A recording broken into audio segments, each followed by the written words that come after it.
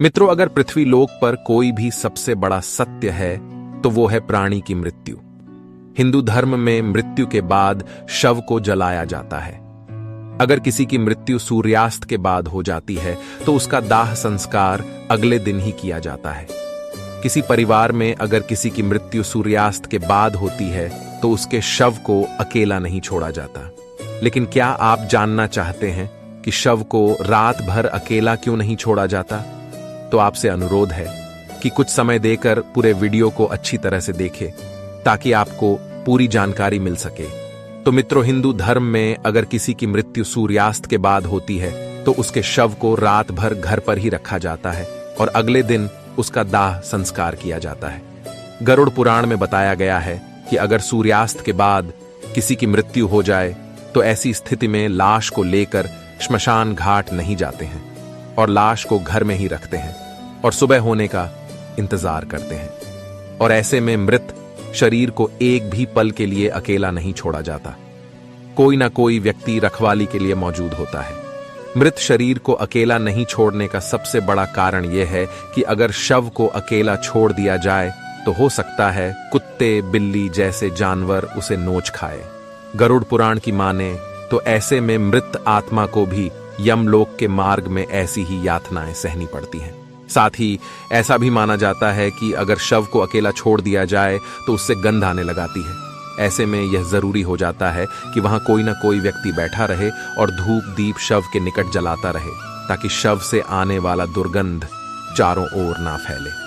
पुराण के अनुसार सूर्यास्त के बाद अगर किसी मृत शरीर को जला दिया जाता अर्थात उसका अंतिम संस्कार कर दिया जाता है तो वह मृत आत्मा असुर, दानव अथवा पिशाच की योनि में जन्म लेता है जहां उसे कई तरह के कष्ट सहने पड़ते हैं। और यही वजह है सनातन धर्म में रात को अंतिम संस्कार करने से मना किया गया है। शव को अकेला इसलिए भी नहीं छोड़ा जाता क्योंकि गरुड़ पुराण के अनुसार मरे हुए आदमी की आत्मा वहीं पर भटकती रहती है और अपने परिजनों को देखती रहती है।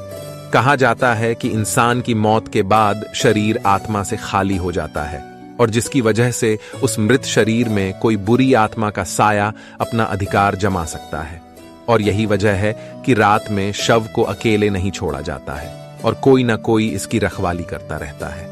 दाह संस्कार के बाद भले ही शरीर जलकर भस्म हो जाता है लेकिन आत्मा का अस्तित्व वहीं रहता है, क्योंकि भगवान श्री कृष्ण द्वारा गीता में कहा गया है कि आत्मा को न तो कोई शस्त्र मार सकता है, न पानी डुबा सकती है, ना ही अग्नि उसे जला सकती है और ना ही कोई हवा उसे सुखा सकती है।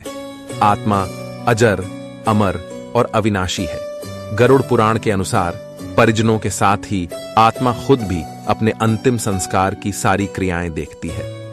गरुड़ पुराण में बताया गया है कि मृतक का अपने परिजनों के साथ मोह रहता है और इसी मोह से ग्रस्त होकर मृतक की आत्मा परिजनों के आसपास भटकती रहती है। यदि मोह का बंधन नहीं टूटा तो आत्मा को परलोक गमन करने में परेशानी होती है। इसलिए ऐसी स्थिति में मोह का टूटना जरूरी होता है। मृतक की आत्मा और परिजनों के बीच इसी मोह रूपी बंधन को तोड़ने के लिए कि दाह संस्कार के बाद परिजनों को पीछे मुड़कर नहीं देखना चाहिए।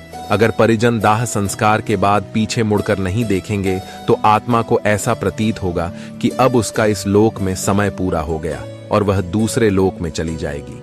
मृतक की आत्मा का परिजनों के साथ मोह तोड़ने लिए इसके अलावा अन्य कई कर्मकांड भी 13 दिनों तक किए जाते हैं। तो मित्रों, आज के वीडियो में बस इतना ही। अगर आपको वीडियो पसंद आया हो तो लाइक, शेयर और सब्सक्राइब करके नोटिफिकेशन ऑन जरूर करें। तो मित्रों, अब हमें इजाजत दें और वीडियो को अंत तक देखने के लिए आपका बहुत बहुत धन्यवाद।